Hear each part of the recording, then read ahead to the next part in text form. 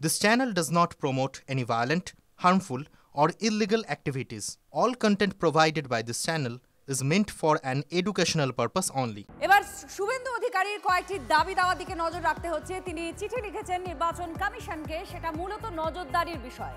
তিনি চাইছেন সিসিটিভিতে নজরদারি হোক আর কেন্দ্রীয় কর্মী নিয়োগ করা হোক।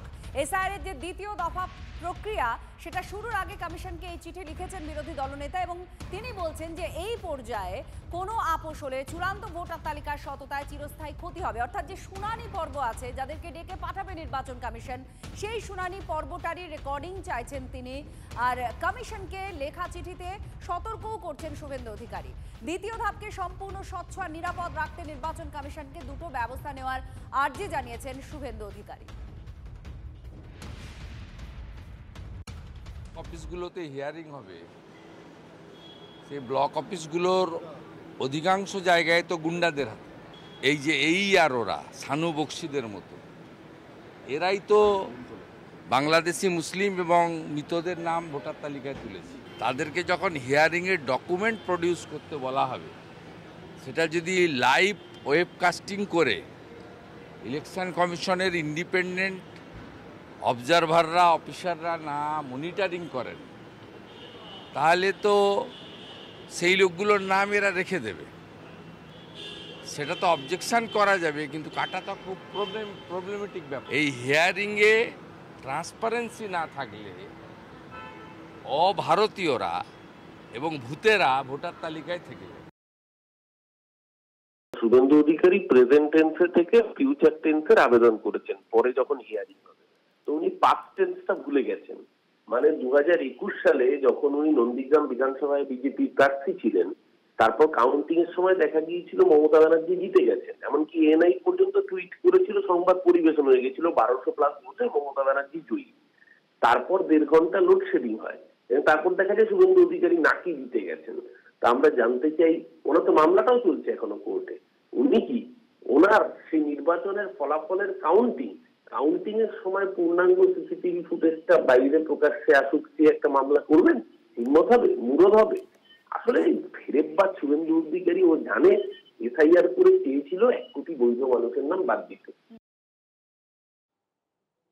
এসআইআর পর্বে অনেক রকমের খবরের মধ্যেই একটা খবর আপনাদের সামনে তুলে ধরছি, সেটা হচ্ছে হারিয়ে যাওয়া ছেলেকে খুঁজে পাওয়া। 26 বছর আগে ছেলেকে হারিয়ে ফেলেছিলেন, কিন্তু এই বিএলওর প্রশংসা করছেন ছেলেকে ফিরে পেয়ে। তার কারণ এসআইআর এর ফর্ম। মেয়েদের বিয়ে হয়ে যাওয়ার পর একমাত্র ছেলেকে নিয়ে থাকতেন হাবড়ার বাসিন্দা প্রশান্ত দত্ত আর তার স্ত্রী শান্তনা দত্ত। ব্যবসায় ধার দেনা হয়েছিল, বাড়ি ছেড়ে চলে গিয়েছিলেন তরুণ দত্ত। প্রশান্ত দত্ত নিজের পাশাপাশি স্ত্রী আর ছেলের ফর্ম পূরণ করে স্থানীয় বিএলওর কাছে সেটা জমা দেন। আর সেই ফর্ম নির্বাচন কমিশনের ওয়েবসাইটে ম্যাপিং করার সময় বিএলও দেখতে পান প্রশান্তর ছেলে তপনের নাম পশ্চিম মেদিনীপুরের একটা জায়গা থেকে ম্যাপিং করা হয়ে গিয়েছে। এরপরেই ছেলের সঙ্গে ফোনে যোগাযোগ হয় বৃদ্ধ দম্পতির। বাবা মায়ের কাছে ফিরে আসতে চান তরুণ দত্ত।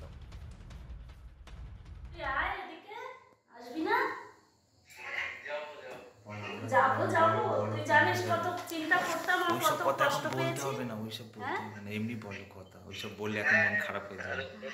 ওইসব কথা বলে না, ভিডিও কল করতে তুই কষ্ট পেয়েছিস, তুই একটু খবর নিবি না আমাদের? আমরা কি খোঁজ পাবো? তুই তো সব জানিস। তুই আয় তাহলে, আমার খুব দেখার ইচ্ছা হচ্ছে তোকে। আমি ভিডিও কল করছি দাদা রে।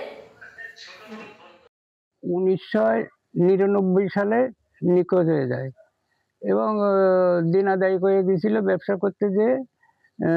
মানে একটা প্রেস্টিজ, মান সম্মানের ব্যাপারে আর কি সে বাড়ির থেকে বেরিয়ে যায়, যে আসছি বলে আর কি। তারপরে আর আমরা কোনো খবর পাই না।